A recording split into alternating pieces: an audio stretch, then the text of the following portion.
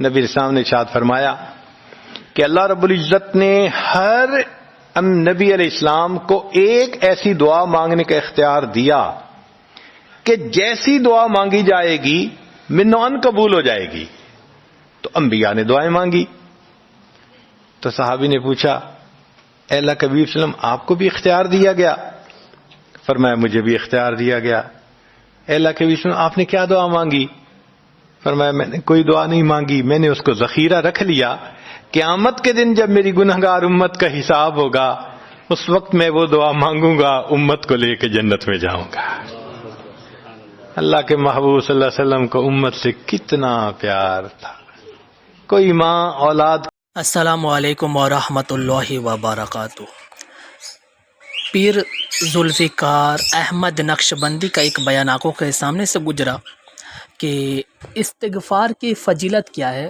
انہوں نے 10 ایسی باتیں بتائی ہے جس سے گناہ معاف ہو جاتے ہیں. ویڈیو اتنا اچھا ہے کہ آپ کا دل نرم ہو جائے گا انشاءاللہ. آپ اس ویڈیو کو ضرور دیکھیں. انسان جو کام بھی شریعت و سنت کے خلاف کرتا ہے اس کو گناہ کہتے ہیں. اس گناہ سے توبہ کرنا لازم ہوتا ہے. ارشاد باری تعالی ہے وَتُوبُوا إِلَى اللَّهِ جَمِيعًا أَيُّهَا الْمُؤْمِنُونَ لَعَلَّكُمْ تُفْلِحُونَ. اور اے ایمان والو تم سب کے سب اللہ کے سامنے توبہ کرو تاکہ تم فلاح پا جاؤ. چنانچہ ابن تیمیہ رحمۃ اللہ علیہ نے الایمان الاوسط ایک کتاب ہے، اس میں 10 اسباب بتائے ہیں جن سے انسان کے گناہ معاف ہوتے ہیں. یہ 10 اسباب ہمیں زبانی یاد ہونے چاہیے تاکہ ہم ان کے ذریعے سے اپنے گناہوں کی بخشش کا بندوبست کر لیں. سب سے پہلا سبب استغفار. استغفار کہتے ہیں کہ اپنے گزرے ہوئے گناہوں پر نادم ہونا. شریعت نے کہا الندم توبۃ، ندامت یہ توبہ ہے. اور حدیث مبارکہ میں ہے کہ قیامت کے دن سب سے زیادہ خوش انسان وہ ہوگا من وجد فی صحیفتہ استغفارا کثیرا، جس کے نام اعمال میں کثرت کے ساتھ استغفار لکھا ہوا ہوگا. تو ہمیں کثرت سے استغفار پڑھنا چاہیے. چنانچہ ایک شخص حضرت حسن اللہ عنہ کے پاس آیا، حضرت بہت گناہگار ہوں، کوئی عمل بتائیں. فرمایا استغفار پڑھو. ایک اور آدمی آیا، حضرت بارش نہیں ہو رہی، کوئی عمل بتائیں. فرمایا استغفار پڑھو. پھر ایک آدمی آیا کہ حضرت بہت قرضہ چڑھ گیا، دعا کریں کہ کوئی اسباب بن جائیں رزق کے، مال کے، تاکہ قرضہ اتر جائے. فرمایا استغفار پڑھو. پھر ایک شخص آیا کہ حضرت دعا کریں اللہ مجھے بیٹا دے دے. فرمایا استغفار کرو. ایک آدمی آیا میرا باغ ہے، دعا کریں کہ میرا پھل زیادہ لگے. فرمایا استغفار کرو. ایک آدمی آیا میری کھیتی باڑی کی زمین ہے، دعا کریں پانی اندر سے نکل آئے. فرمایا استغفار کرو. اب سننے والا حیران کہ مختلف لوگ مختلف ضروریات آ کر بیان کرتے رہے، سب کے لیے ایک ہی جواب. تو اس نے پوچھا کہ حضرت کیا مسئلہ؟ تو فرمایا کہ دیکھو یہ جواب میں نے اپنی طرف سے نہیں دیا، قرآن مجید سے دیا ہے. اللہ تعالی ارشاد فرماتے ہیں قرآن مجید میں فَقُلْتُ اسْتَغْفِرُوا رَبَّكُمْ إِنَّهُ كَانَ غَفَّارًا. تو سب سے پہلے استغفار کرنے سے گناہوں کی بخشش ہوتی ہے. یرسل السماء علیکم مدرارا، تمہارے اوپر اللہ بارشیں برسائے گا. ویمددکم باموال، اللہ مال کے ذریعے تمہاری مدد کرے گا. وبنین، اور بیٹوں کے ذریعے مدد کرے گا. ویجعل لکم جنات، اور اللہ تعالیٰ تمہیں درختوں پہ پھل زیادہ عطا کرے گا. وَيَجْعَلْ لَكُمْ أَنْهَارًا، اور اللہ تعالیٰ تمہارے لیے زمین سے چشمے جاری فرما دے گا. آپ اگر غور کریں تو ہماری روزمرہ کی جو پریشانیاں ہیں وہ انہی میں سے ہیں. کوئی بیٹے کے لیے پریشان، کوئی کاروبار کے لیے پریشان، کوئی قرضوں کی وجہ سے پریشان. اس کا مطلب یہ ہے کہ اگر ہم استغفار کرنے کی عادت ڈال لیں تو ہمیں کسی اور عمل کی ضرورت ہی نہیں ہے. اور یہ عمل قرآن مجید میں بتایا گیا ہے. یہ پروردگار عالم کا کلام ہے. ہم استغفار کم کرتے ہیں. کم از کم 100 مرتبہ صبح اور شام استغفار کا کرنا معمول بنا لینا چاہیے. آپ لوگ ڈرائیو کرتے ہیں اپنے دفتر جاتے ہوئے تو راستے میں جو آدھا گھنٹہ لگتا ہے اس میں کیا کرنا ہوتا ہے؟ بعض لوگ نعت سن لیتے ہیں، تلاوت سن لیتے ہیں، وہ بھی عبادت ہے. لیکن اس سے زیادہ بہتر یہ ہے کہ انسان خود پڑھے کچھ. تو اگر اس دوران آپ استغفر اللہ ہی پڑھتے رہیں تو سینکڑوں دفعہ استغفار نامہ اعمال میں لکھا جائے گا. اور اگر پورا پڑھ لیں استغفر اللہ ربی من کل ذنب و اتوب الیہ تو یہ سونے پہ سہاگے والی بات ہے. تو اپنے ٹائمنگز کو ایسے ایڈجسٹ کریں کہ اس میں درود استغفار کثرت کے ساتھ آپ پڑھ سکیں. کیونکہ حدیث پاک میں یہ فرمانا کہ قیامت کے دن وہ بندہ بہت خوش ہوگا جس کے نام اعمال میں استغفار زیادہ ہوگا. دوسرا سبب ہے توبہ. توبہ اور استغفار بہت قریب ہیں. ان میں لائن آف ڈیمارکیشن ڈالنا تھوڑا ڈیفیکلٹ ہے. مگر علماء نے لکھا ہے کہ استغفار پچھلے گناہوں پہ ریپینٹنس کو کہتے ہیں اور توبہ آئندہ گناہوں کو کمٹ نہ کرنا، اس کی کمٹمنٹ کرنا، عزم کرنا، اس کو کہتے ہیں. توبہ عزم جازم، ایک عہد کرنا کہ میں نے آج کے بعد گناہ نہیں کرنا، یہ توبہ کہلاتا ہے. تو گویا توبہ کا تعلق آئندہ گناہ نہ کرنا، استغفار کا تعلق پاسٹ کے ساتھ ہے کہ میں نے جو کیا برا کیا، اللہ بس میری غلطی کو پلیز معاف کر دیں. اس کو استغفار کہتے ہیں. اور یہ استغفار کا حکم اللہ رب العزت نے اپنے حبیب صلی اللہ علیہ وسلم کو دیا. فسبح بحمد ربک واستغفرہ، حکم ہے، صیغہ ہے امر کا. اللہ کے محبوب صلی اللہ علیہ وسلم کو اگر یہ حکم ہے تو سوچئے پھر ہمیں استغفار کرنے کی کتنی ضرورت ہے. توبہ ہر بندے پہ کرنی ضروری.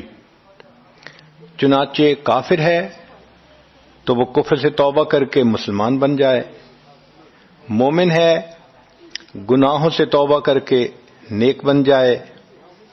جو نیک ہے وہ جو اپنے اعمال کے اندر غفلت ہوتی ہے، نماز کی غفلت، ذکر میں غفلت، تلاوت میں غفلت، اس غفلت سے توبہ کرے.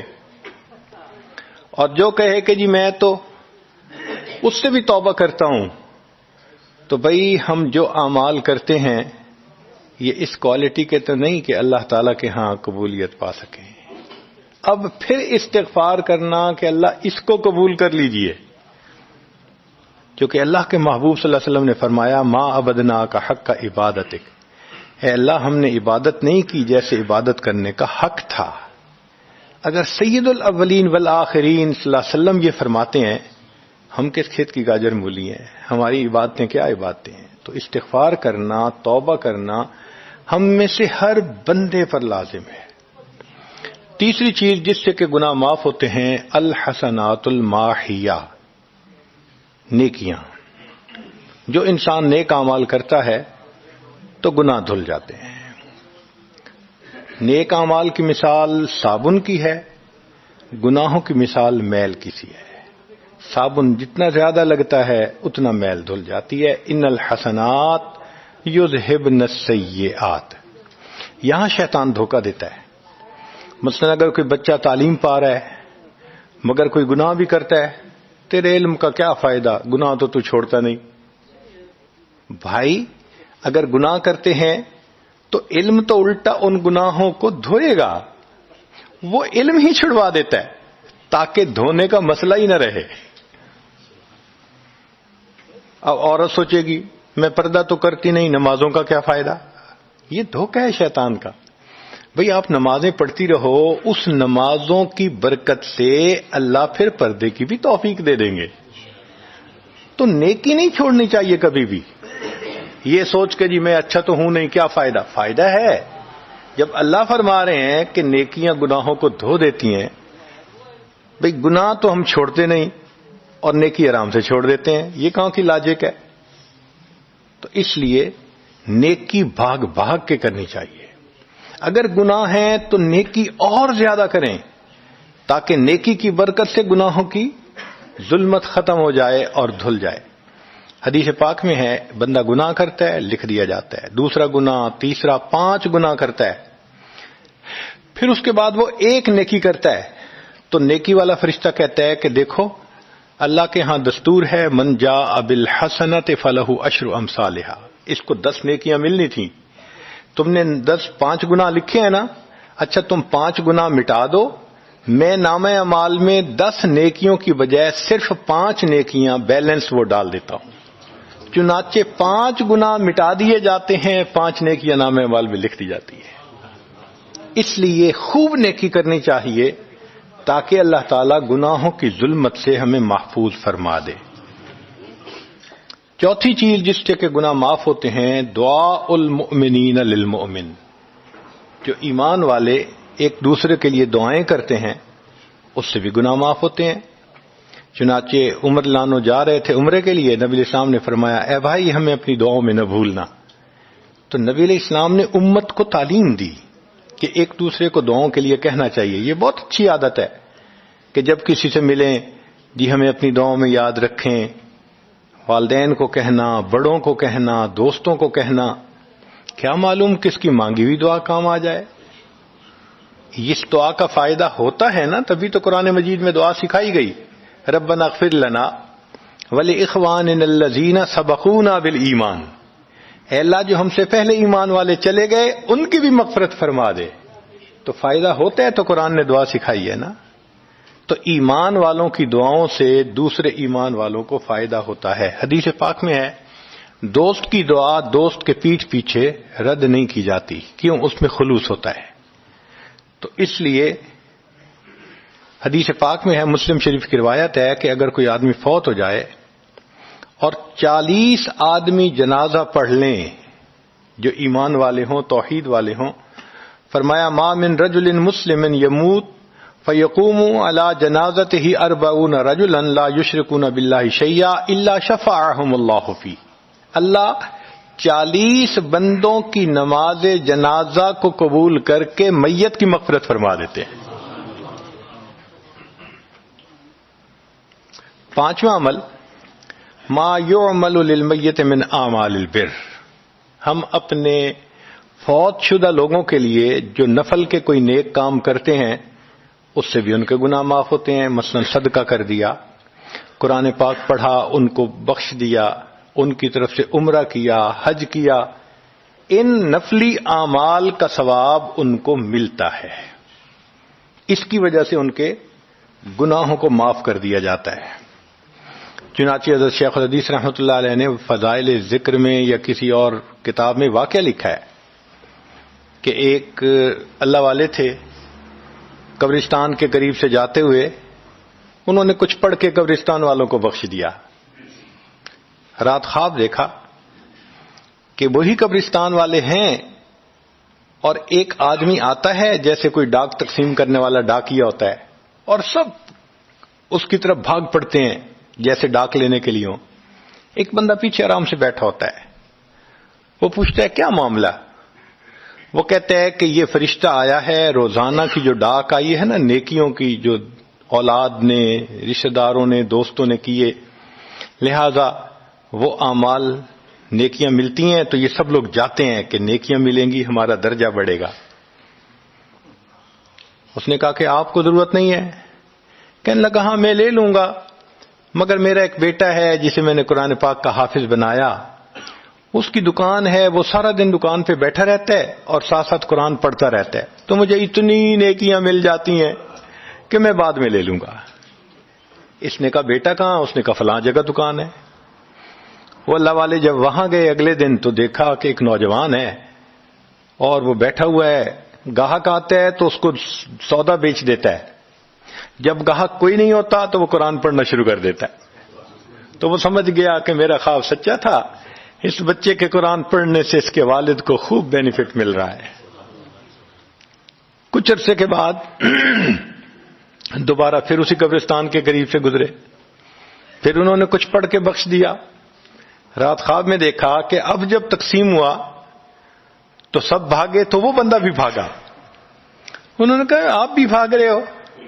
کہنے لگا ہاں میں اس لیے بھاگ رہا ہوں کہ میرا وہ بیٹا فوت ہو گیا، اب مجھے قرآن پڑھ کے بخشنے والا کوئی ایسا ہے نہیں، تو جو عام ایمان والوں کا ثواب آتا ہے میں بھی اسی میں سے اپنا حصہ لینے کے لیے جا رہا ہوں.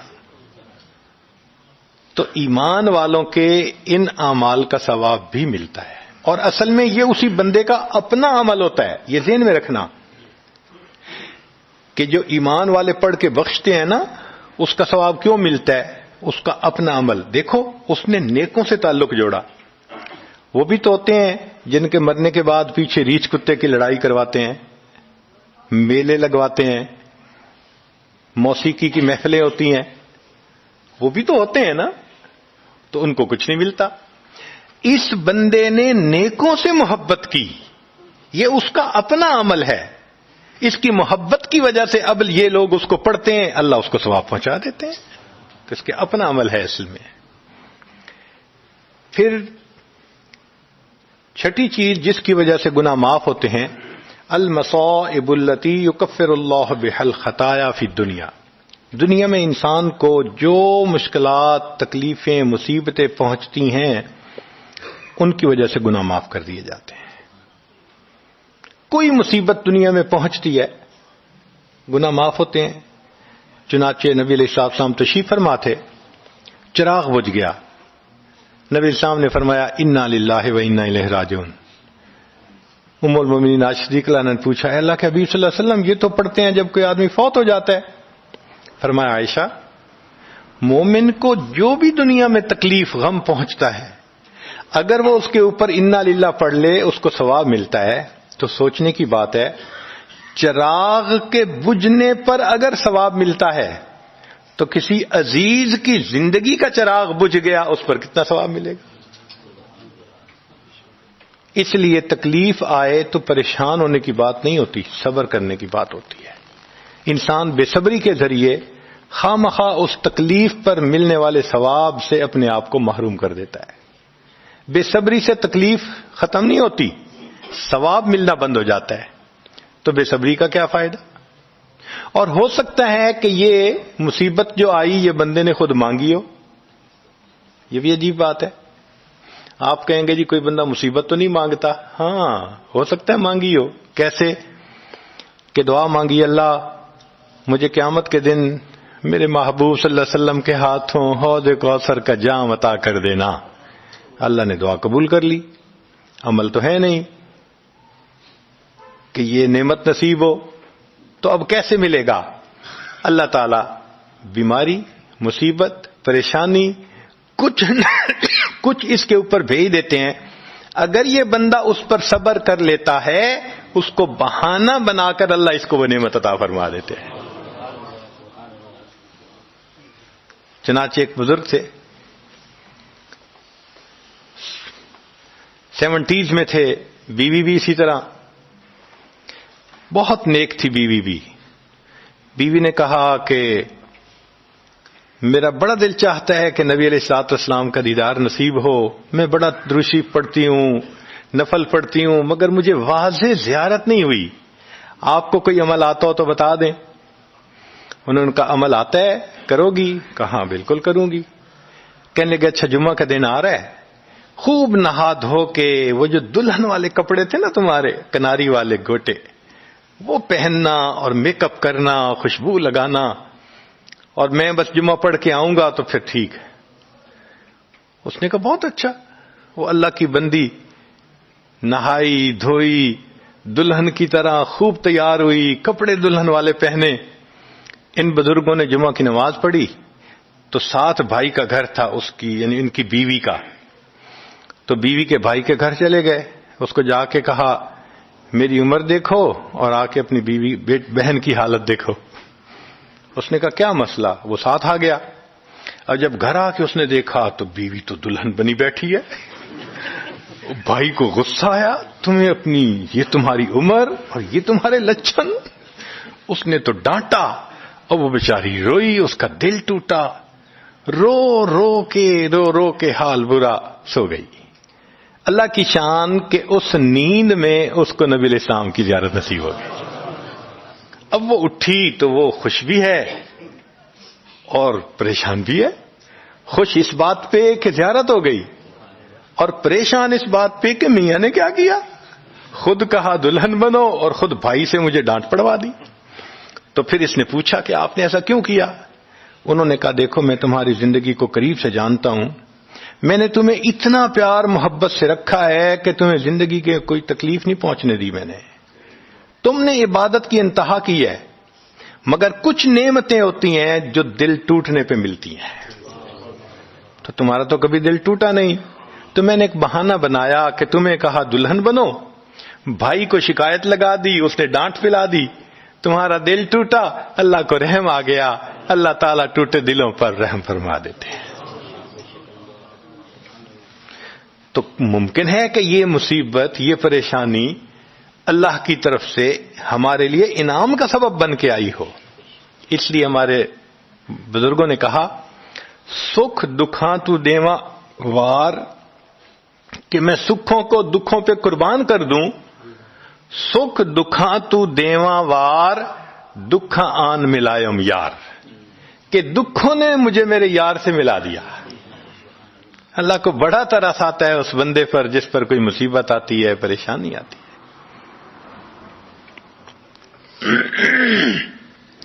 پھر ساتویں چیز جس سے کہ گناہ معاف ہوتے ہیں, ما یحصل فی القبر من الفتنۃ والزغطۃ والروع.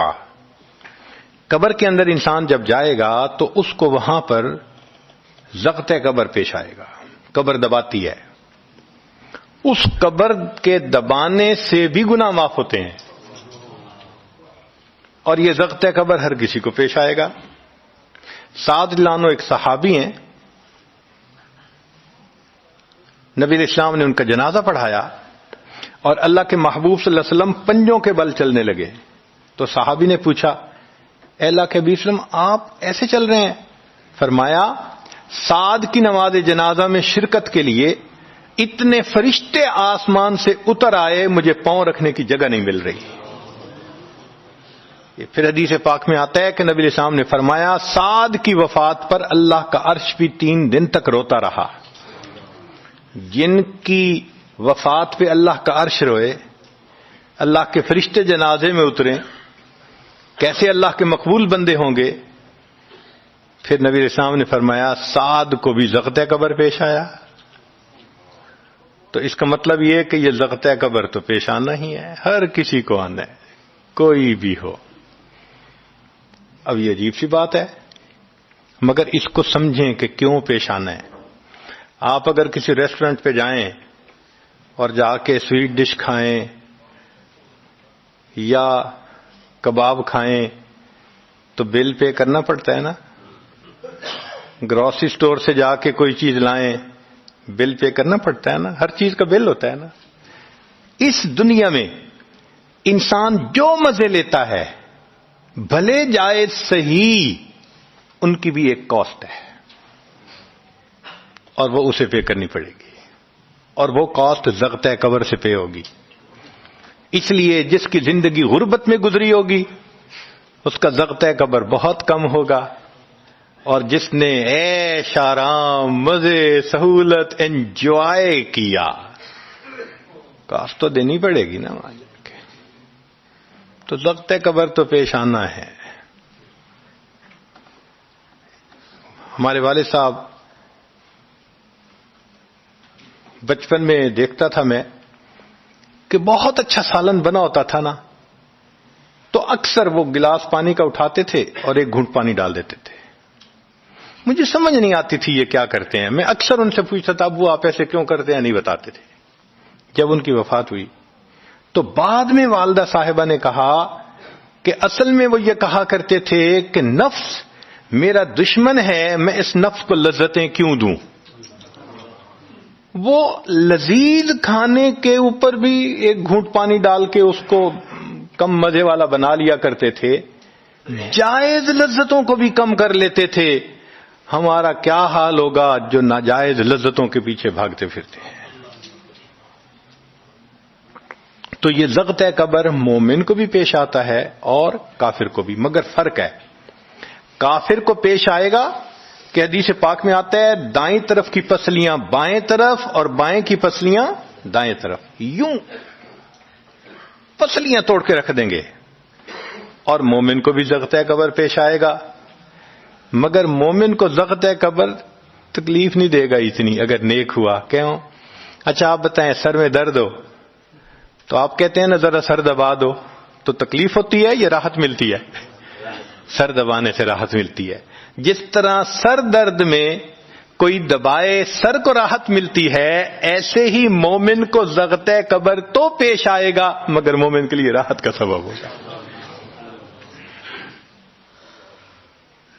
8ویں چیز جس سے کہ گناہ معاف ہوں گے، احوال یوم القیامت و کربھا و شدائدھا. قیامت کے دن جو انسان کو ایک وحشت کی کیفیت ہوگی، ہول کی کیفیت ہوگی، خوف ڈر کی کیفیت ہوگی. اللہ اکبر. امام غزالی رحمۃ اللہ علیہ نے تفصیل لکھی ہے کہ سارے لوگ کھڑے ہوں گے اور سورج بہت قریب ہوگا، پسینے میں شرابور ہوں گے. اللہ اکبر. اس وقت جہنم کے اندر ابال آئے گا اور جہنم کے اندر سے انگارے اٹھ کر اوپر جائیں گے اور واپس گریں گے. فرماتے ہیں اس وقت انبیاء میں سے کوئی نبی بھی ایسا نہیں ہوگا جس کو یہ ڈر نہ ہو کہ کہیں انگارے میرے اوپر نہ آ جائیں. اگر انبیاء بھی تھرا رہے ہوں گے ہمارا اس دن کیا حال ہوگا.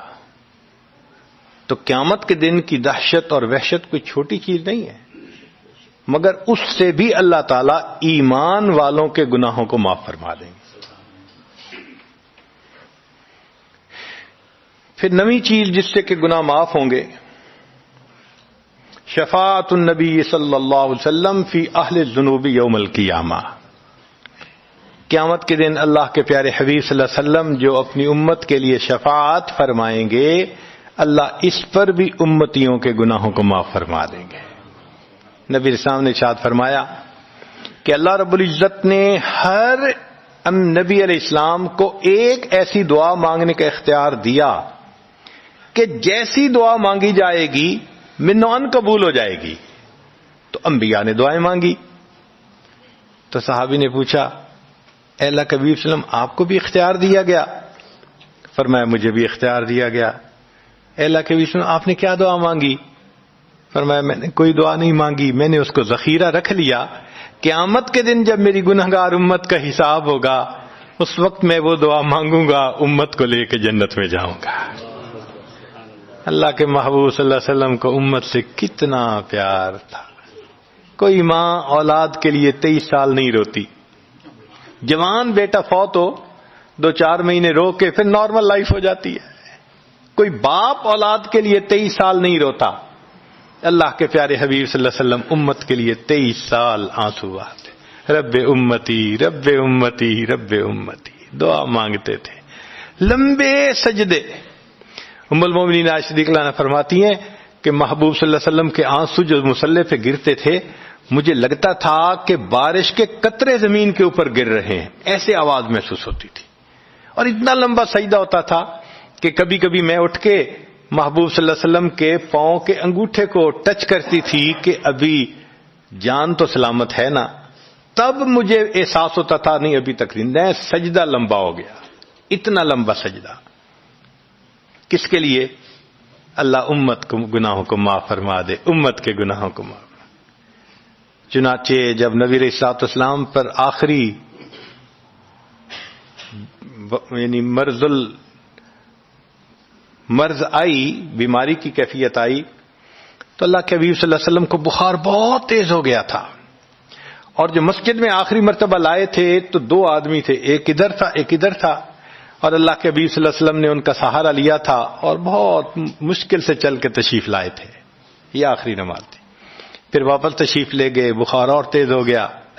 سیدہ صدیقہ عنہا فرماتی ہیں کہ میں نے اوپر کپڑا سا ڈال دیا، کپڑے کے اوپر سے مجھے گرمی محسوس ہو رہی تھی۔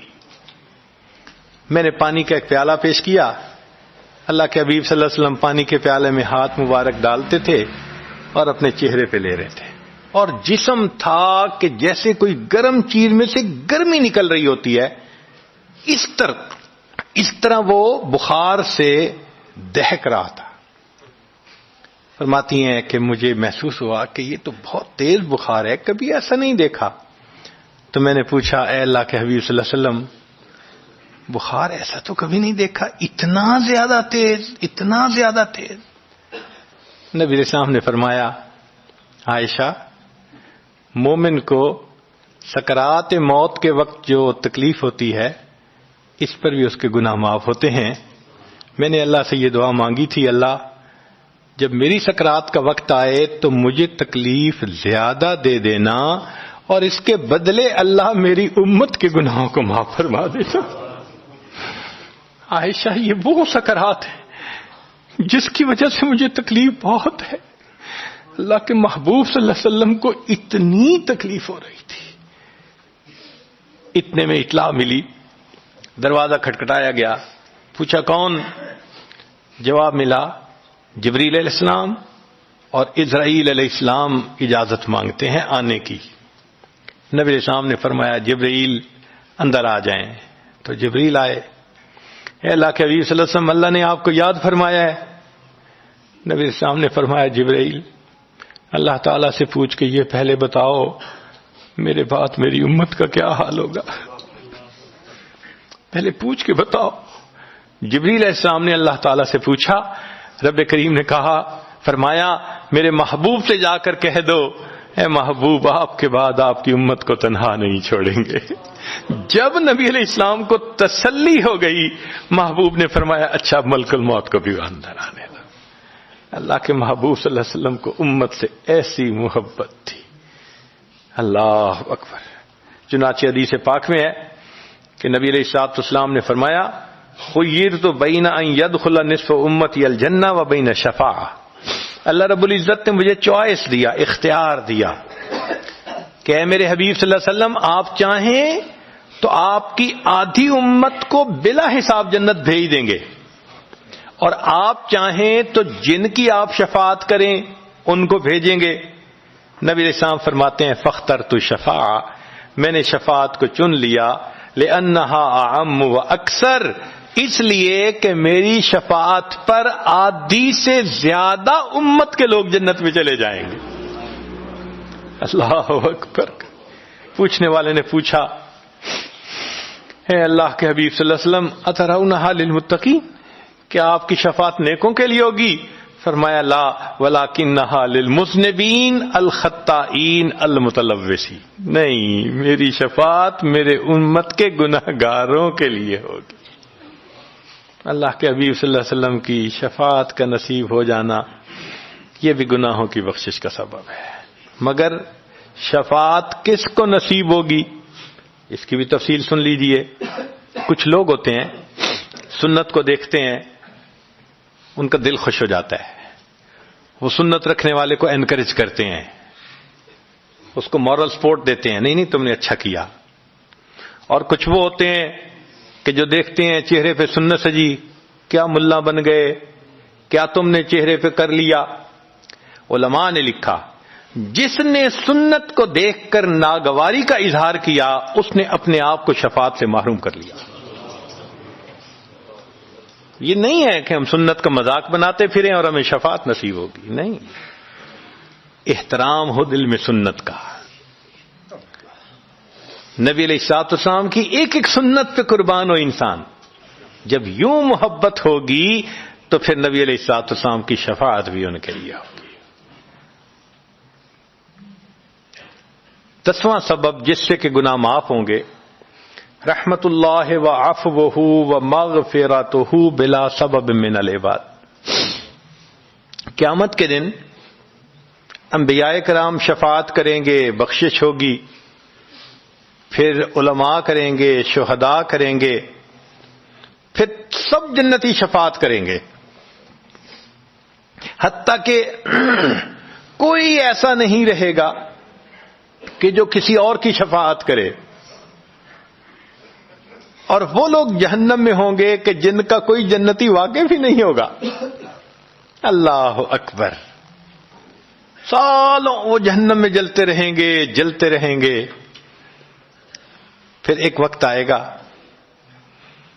کہ ان میں سے جن کے دل میں تھوڑا سا بھی ایمان ہوگا نا، اگرچہ اس کی شفاعت کرنے والا کوئی نہیں ہوگا، ان کو بھی اللہ بخشنے کا سبب بنائیں گے۔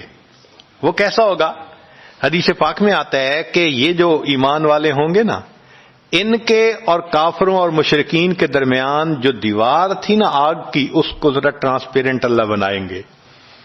تو مشرکین دیکھیں گے اور کہیں گے اوہ ہم تو جل ہی رہے تھے، اور تم تو کلمہ پڑھتے تھے، تم بھی یہاں جل رہے ہو۔ تو وہ جب ان کو کلمے کا تانا دیں گے کہ تمہارا نام تو مسلمانوں والا تھا نا، تو اس وقت وہ جہنمی اللہ سے فریاد کریں گے، اللہ تیری توحید کا تانا دیتے ہیں، کہاں گیا تمہارا خدا، تم بھی ہمارے ساتھ جل رہے ہو۔ جب وہ فریاد کریں گے، اللہ تعالیٰ جبریل علیہ السلام کو فرمائیں گے، جبرائیل جاؤ، جس کے دل میں ذرہ برابر بھی تمہیں ایمان نظر آتا ہے اس کو بھی جہنم سے نکالنا، ان کو بھی جہنم سے نکال دیا جائے۔ پھر اس کے بعد وہ بچیں گے کہ جن کا ذرہ ایمان بھی نہیں فرشتے کو نظر آئے گا، مگر اللہ فرمائیں گے انبیاء نے بھی شفاعت کر لی، شہداء نے بھی، علماء نے بھی، جنتیوں نے بھی، اب میں اپنی رحمت کا اظہار کرتا ہوں، میں بھی تو بندوں سے محبت کرتا ہوں۔ حدیث پاک میں ہے ثلاثہ حشیاتن، یوں کر کے اگر گندم ہونا اور انسان دونوں ہاتھوں کو ایسے کرے تو اس کو لپ کہتے ہیں، لپ بھرنا۔ تو اس میں ہزاروں چاول کے دانے آ سکتے ہیں۔ سوچئے اللہ رب العزت لپ بھریں گے تو وہ کتنی بڑی ہوگی، کھربوں لوگ ہوں گے۔ ایک لپ کو بھر کے نکالا جائے گا، پھر دوسری کو نکالا جائے گا، پھر تیسری لپ بھر کے نکالیں گے۔ پھر ایک حوض ہوگا، کہا جائے گا جہنمی کو اغتسل فی ھذا الغدیر، اس حوض کے اندر تم جاؤ غسل کرو۔ جب وہ غسل کریں گے بالکل ان کے جسم صحیح سلامت ہو جائیں گے۔ پھر اللہ تعالیٰ ان کو جنت عطا فرمائیں گے، مگر ان کے ماتھے پر لکھا ہوا ہوگا اتقاء الرحمن، کہ رحمان نے اپنی رحمت سے ان کو رعایتی پاس کر دیا۔ وہ جنت میں جائیں گے۔ اب جو جنت میں جائیں گے تو جنتی لوگ ان کے ساتھ ملیں گے، خوش ہوں گے، مگر کہیں کہیں کوئی ان کو کہے گا ہم تو اللہ کے فضل سے سیدھا آ گئے، تم تو وایا فلاں جگہ سے آئے ہو نا، رعایتی پاس ہو۔ اب جب ان کو رعایتی پاس کا تانا ملے گا تو ان کو عجیب لگے گا۔ پھر ایک وقت آئے گا کہ یہ سب اتقاء الرحمن اللہ کے سامنے فریاد کریں گے، اللہ آپ نے اپنی رحمت سے جہنم سے نکال دیا، جنت بھیج دیا، یہ جو مہر ایک لگا دی یہ بھی تو اتار دیجئے نا۔ تو اللہ تعالیٰ ان کی مہر کو ختم فرمائیں گے اور یہ جنت میں رہنے لگ جائیں گے۔ امام غزالی رحمت اللہ علیہ اس واقعے کو نقل کرنے کے بعد لکھتے ہیں، میرا کوئی عمل ایسا تو نہیں کہ میں امید کروں کہ میں جنت چلا جاؤں گا، کاش اللہ مجھے ان اتقاء الرحمن میں شامل فرما لیتے، کاش کہ اللہ تعالیٰ مجھے ان اتقاء الرحمن میں شامل فرما لیتے۔ بے گناہوں میں چلا زاہد جو اس کو دیکھنے، مغفرت بولی ادھر آ میں گنہگاروں میں ہوں، وہ کرشمے شان رحمت نے دکھائے روز حشر، چیخ اٹھا ہر بے گناہ میں بھی گنہگاروں میں ہوں۔ اللہ اکبر۔ حضرت قاری طیب صاحب رحمۃ اللہ علیہ ایک کتاب میں لکھتے ہیں، اتنا اللہ کی رحمت کا ظہور ہوگا، اتنا ظہور ہوگا اس دن، ایک ایسا وقت آئے گا کہ شیطان بھی سر اٹھا کر دیکھے گا، اسے بھی امید لگے گی شاید میری بھی مغفرت کر دی جائے۔ وَكَانَ بِالْمُؤْمِنِينَ رَحِيمًا۔ اللہ تعالیٰ قیامت کے دن اپنی رحمت کا اظہار فرمائے۔ اللہ کرے قیامت کے دن اللہ کی رحمت سے ہمارا کام بن جائے۔ اللہ تعالی ہمیں اپنے گناہوں سے سچی توبہ کرنے کی توفیق عطا فرمائے، اور اللہ تعالی ہمیں اپنے بخشش کیے ہوئے گنہگار بندوں کی قطار میں قیامت کے دن شامل فرمائے۔ وآخر دعوانا ان الحمد للہ رب العالمین۔